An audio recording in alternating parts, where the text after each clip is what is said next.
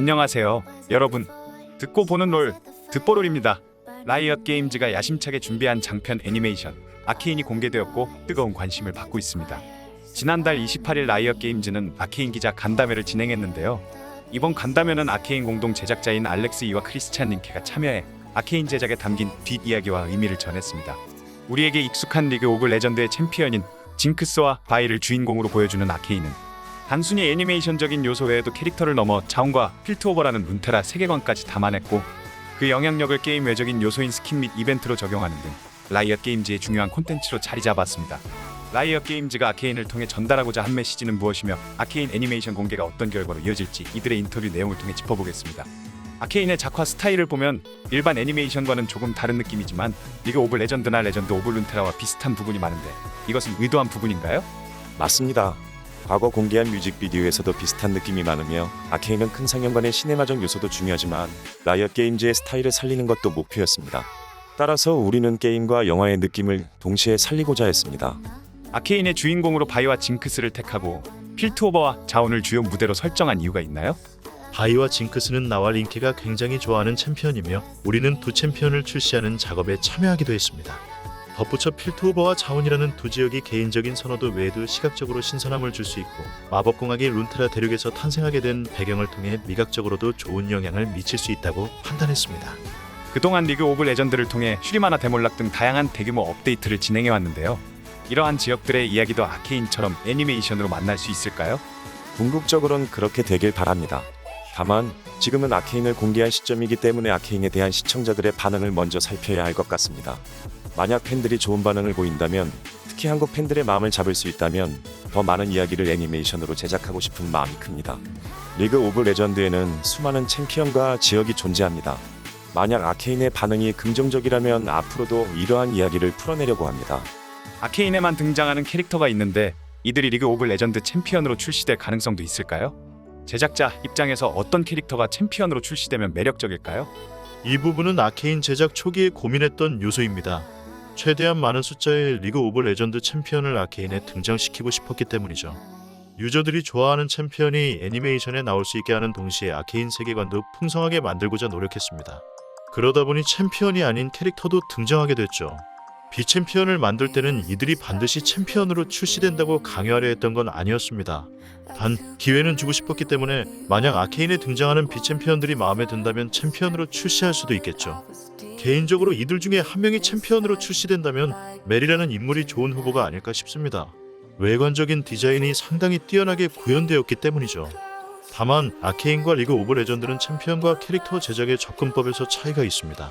챔피언을 만들 때는 어떻게 싸우고 힘의 원천은 무엇인지를 고려하며 만들지만 아케인은 싸움이라는 요소를 반영하진 않았습니다. 필트오버와 자원은 리그 오브 레전드 스토리 업데이트가 그동안 거의 진행되지 않은 지역입니다. 아케인을 통해 두 지역의 스토리 업데이트가 진행됐다고 봐도 될까요? 아케인의 스토리가 등장 챔피언들의 스토리에 반영될지 궁금합니다. 두 지역의 스토리는 회사 차원에서 업데이트를 지연시킨 부분이 있습니다. 아케인을 준비하고 공개할 거라는 걸 알고 있었기 때문이죠. 아케인이 공개됨에 따라 지금이야말로 필트오버와 자원에 관한 이야기를 심도 있게 발전시킬 최적의 시기라고 봅니다. 아케인을 통해 스토리를 확장하고 게임의 스토리도 키우려 하고 있습니다. 다가올 미래에 다른 게임에서도 변화를 확인하실 수 있을 겁니다. 챔피언 스토리 같은 경우엔 당연히 변화가 있을 예정입니다. 다만 얼만큼의 변화가 있을 것인지에 대해서는 당장 말씀드리기 어렵습니다. 아케인처럼 큰 규모의 이야기를 공개하는 것이 처음이기 때문에 팬들의 반응을 지켜본 뒤에 논의해볼 예정입니다. 아케인을 제작한 계기가 궁금합니다. 사실 아케인은 게임을 홍보하기 위함이라기보다 마블과 같이 시네마틱 유니버스를 구축하고 어벤져스와 같은 팀워크 콘텐츠를 염두에 둔 느낌이 강하던데, 향후 영상물 프랜차이즈로 확대하고자 하는 것입니까? 아케인을 제작할 때 마블에서 큰 영감을 받았지만 목표가 정확히 일치한다고 보긴 어렵습니다. 리그 오브 레전드 IP는 살아있는 세계관을 기반으로 하지만 마블은 캐릭터에 집중하는 편입니다. 특정 캐릭터를 중심으로 세계도 변하고 결말도 있죠. 반면 리그 오브 레전드는 동적입니다. 따라서 아케인을 만들 때도 결말을 정하고 싶진 않았습니다. 만약 그렇게 되면 새로운 스토리를 추가할 수도 없고 정적으로 멈춰야 하니까요. 저희가 아케인을 통해 구현하고 싶었던 건 모든 플레이어에게 의견을 공유할 수 있는 시간을 제공하는 것이었습니다.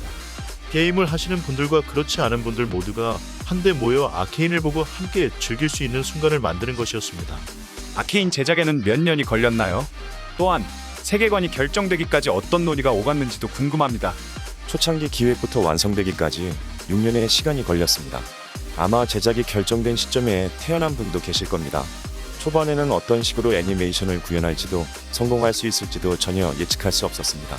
당시 기준으로 정말 야심차고 당돌한 계획이었죠. 초기 단계의 여러 파일럿과 시험 프로덕션을 거치면서 조금 큰 규모로 진행해야겠다고 결심했습니다. 니콜로 라이엇 게임즈 CEO 역시 그 결정에 힘을 실어줬습니다. 아케인에서 어린 징크스인 파우더의 목소리를 연기한 배우가 어느덧 운전면허를 획득했다는 소식을 들었습니다. 6년이란 시간을 체감할 수 있었던 에피소드였습니다.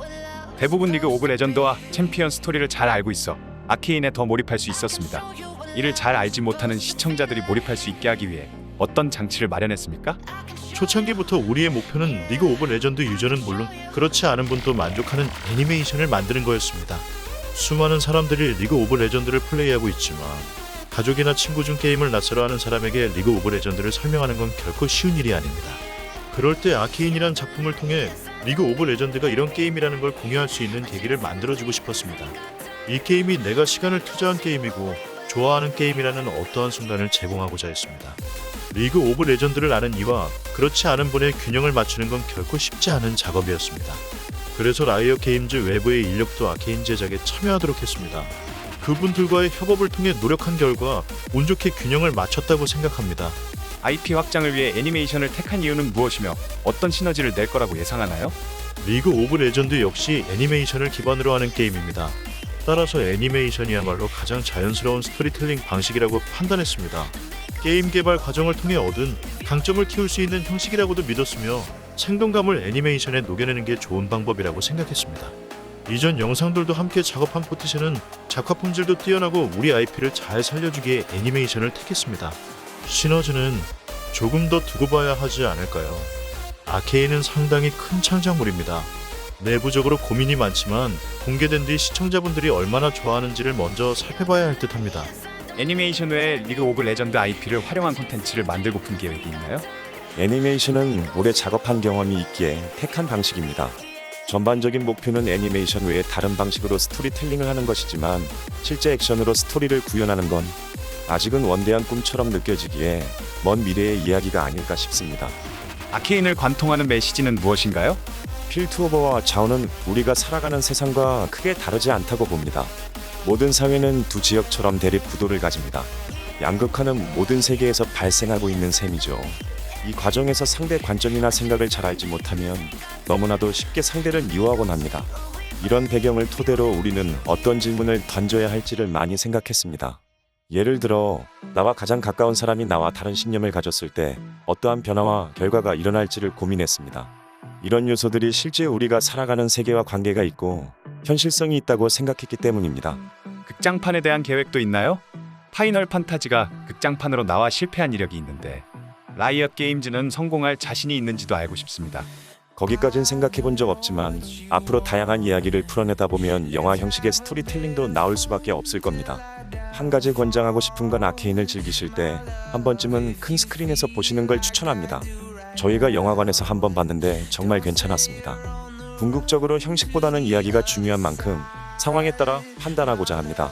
라이엇 게임즈에는 스토리텔링에 뛰어난 분들이 많아서 아이디어나 꿈에 있어서는 부족함도 없고 더 많은 게 기다리고 있을 겁니다. 하지만 이러한 분야에 대해서는 배워나가는 단계이니만큼 아케인에 대한 피드백부터 들을 차례라고 생각합니다. 마지막으로 한국 팬분들께 한마디 부탁합니다. 저희에게 한국은 정말 중요한 지역이고 한국 팬들도 소중합니다. 모두가 알고 있겠지만 한국이 게임의 메카라는 사실은 부정할 수 없습니다. 그렇기 때문에 우리는 매년 한국 게임 랭킹과 리그 오브 레전드 유저 수를 꾸준히 확인하고 있습니다. 한국에서 성공한다는 건 전 세계에서의 성공을 의미하기 때문입니다. 다만 아케인에 관한 한국의 지표는 다소 저조한 편입니다.